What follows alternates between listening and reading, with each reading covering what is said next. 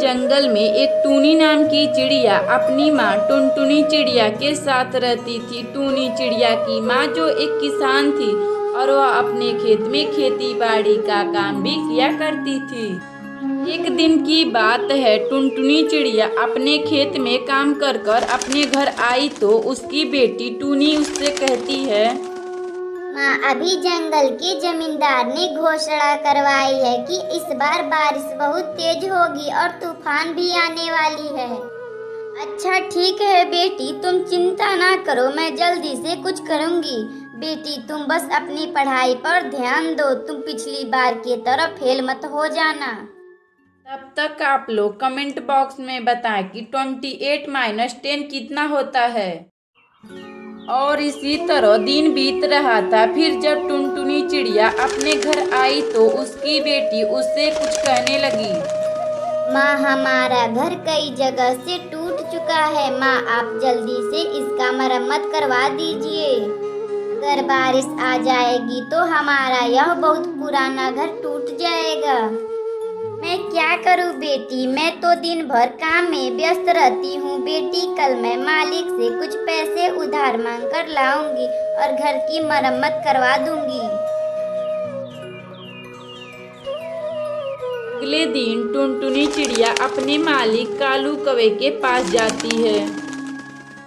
मालिक, मुझे कुछ पैसे उधार चाहिए। मेरा घर कई जगह से टूट चुका है, उसका मरम्मत करवाना बहुत जरूरी है। देखो टुनटुनी, इस बार फसल सही नहीं हुआ था और जो पैसे थे मेरे पास, मैं उससे अपनी बेटी सुंदरी कवि का शादी कर चुका हूँ।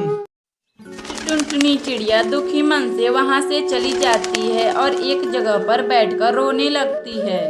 अब मैं क्या करूं, मेरे पास तो घर मरम्मत के लिए एक भी पैसा नहीं है और बारिश भी शुरू होने वाली है। ही अचानक उसी वक्त पर जंगल में बहुत तेज से बारिश होने लगती है।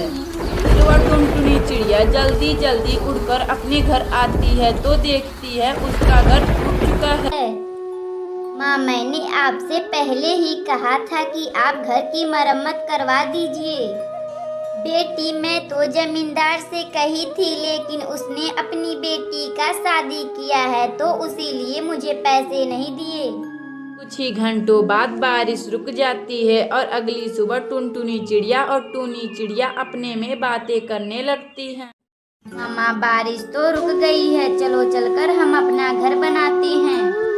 बेटी, तुम्हें तो पता है मेरे पास पैसे नहीं है तो मैं कैसे अपना घर बनाऊंगी।